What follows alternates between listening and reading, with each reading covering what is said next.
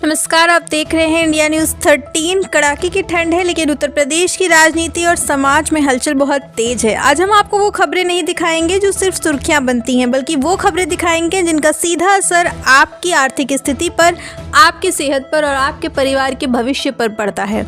आज का विश्लेषण उन बड़ी खबरों का होगा जो यूपी के आम आदमी के हक की बात करती हैं। क्या बदला है आपके शहर में, सरकार ने आपकी सुरक्षा के लिए क्या नए आदेश जारी किए और क्यों आज की ये खबरें आपको जानना जरूरी है। तय आपको करना है, हमारे साथ अंत तक बने रहिए क्योंकि आज का ये बुलेटिन सिर्फ सूचना नहीं है बल्कि आपके हक का डीएनए है। यूपी में कड़ाके की ठंड और स्कूलों का नया टाइम टेबल। उत्तर प्रदेश के अधिकांश जिलों में आज न्यूनतम तापमान 4 डिग्री सेल्सियस तक गिर गया है। इसे देखते हुए शिक्षा विभाग ने आज सुबह एक नया आदेश जारी किया है। अब राज्य के सभी प्राथमिक और माध्यमिक स्कूल सुबह 10:30 बजे से पहले नहीं खुलेंगे। ये फैसला बच्चों की सेहत को ध्यान में रखकर लिया गया है, लेकिन विश्लेषण यह है कि क्या सिर्फ समय बदलना काफी है। ग्रामीण इलाकों के स्कूलों में जहां हीटिंग की सुविधा नहीं है, वहां बच्चों को इस हाड़ कपा देने वाली ठंड से बचाने के लिए प्रशासन को और भी कड़े कदम उठाने की जरूरत है। स्मार्ट सिटी बस सेवा का विस्तार, आम आदमी को बड़ी राहत। लखनऊ, कानपुर, वाराणसी जैसे बड़े शहरों के बाद आज से उत्तर प्रदेश के 5 और मध्यम श्रेणी के शहरों में इलेक्ट्रिक एसी बस सेवा का विस्तार कर दिया गया है। योगी सरकार का लक्ष्य है कि मध्यम वर्गीय परिवार को महंगे पेट्रोल और ऑटो के धक्कों से आजादी मिले। इन बसों का किराया मात्र 10 रुपए से शुरू होगा। यह सिर्फ एक बस सेवा नहीं है बल्कि प्रदूषण के खिलाफ एक बड़ा प्रहार है और मध्यम वर्ग के लिए एक बड़ी बचत की खबर है। यूपी बोर्ड परीक्षा 2026 हाईटेक निगरानी की शुरुआत। फरवरी में होने वाले यूपी बोर्ड परीक्षाओं को लेकर आज माध्यमिक शिक्षा परिषद ने बड़ी घोषणा की है। इस बार न सिर्फ सीसीटीवी बल्कि पहली बार एआई का इस्तेमाल किया जाएगा। अगर कोई छात्र या शिक्षक नकल करने की कोशिश करेगा तो कंट्रोल रूम में तुरंत अलर्ट बच जाएगा। यह खबर उन लाखों मेहनती छात्रों के लिए अच्छी है जिनकी मेहनत पर नकल माफिया पानी फेर देते थे। अब आपकी प्रतिभा का मूल्यांकन ईमानदारी से होगा। किसानों के लिए धान खरीद का नया रिकॉर्ड। उत्तर प्रदेश के कृषि मंत्री ने आज आंकड़ों के साथ बताया कि इस साल धान की रिकॉर्ड खरीद हुई है और भुगतान सीधे किसानों के बैंक खातों में 48 घंटे के भीतर भेजा जा रहा है। बिचौलियों और आड़तियों का खेल खत्म करने के लिए सरकार ने जो डायरेक्ट बेनिफिट ट्रांसफर की व्यवस्था की है उसका असर अब जमीन पर दिख रहा है। हालांकि कई मंडियों में अभी भी लंबी लाइनें हैं जिन पर प्रशासन को ध्यान देने की आवश्यकता है। बिजली बिल में वन टाइम सेटलमेंट योजना का आखिरी मौका। यूपी पावर कॉर्पोरेशन ने बिजली बिल के बकायेदारों के लिए आज एक महत्वपूर्ण चेतावनी जारी की है।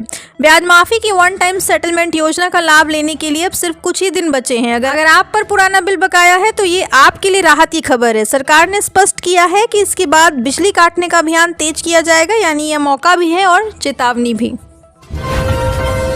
यूपी स्वास्थ्य मित्र ऐप का लॉन्च, घर बैठे डॉक्टर। स्वास्थ्य विभाग ने आज प्रदेश के नागरिकों के लिए एक नया डिजिटल पोर्टल और ऐप लॉन्च किया है। इसके जरिए आप सरकारी अस्पतालों के विशेषज्ञों से ऑनलाइन परामर्श ले सकते हैं और अपनी जांच रिपोर्ट सीधे मोबाइल पर पा सकते हैं। लंबी लाइनों में लगने की मजबूरी अब धीरे धीरे खत्म हो रही है। डिजिटल इंडिया का ये चेहरा यूपी के सुदूर गाँव तक पहुँच रहा है, जो कि एक बहुत बड़ी उपलब्धि है। आवारा पशुओं की समस्या, पंचायतों को सख्त निर्देश। ग्रामीण उत्तर प्रदेश में फसलों को आवारा पशुओं से बचाने के लिए आज मुख्यमंत्री कार्यालय से सभी जिलाधिकारियों को सख्त निर्देश जारी किए गए हैं।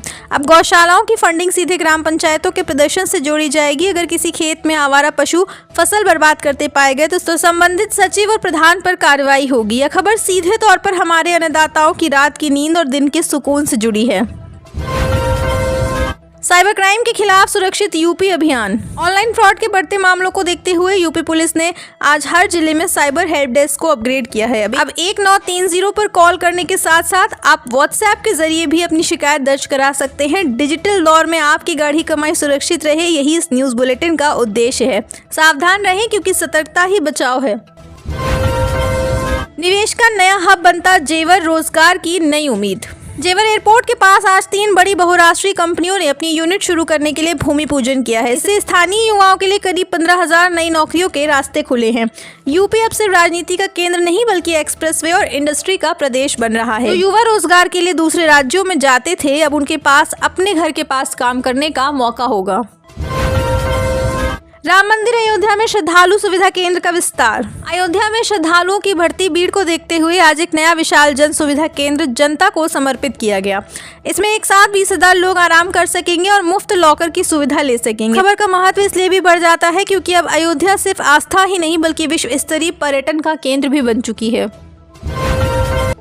तो ये थी आज की वो बड़ी खबरें जिनका संबंध सीधे आपकी आर्थिक स्थिति, आपकी सेहत और आपके परिवार से। हम इंडिया न्यूज़ 13 पर सिर्फ हेडलाइंस नहीं सुनाते, आपके जीवन के उन पहलुओं को छूते हैं जिन्हें अक्सर शोर शराबे में दबा दिया जाता है।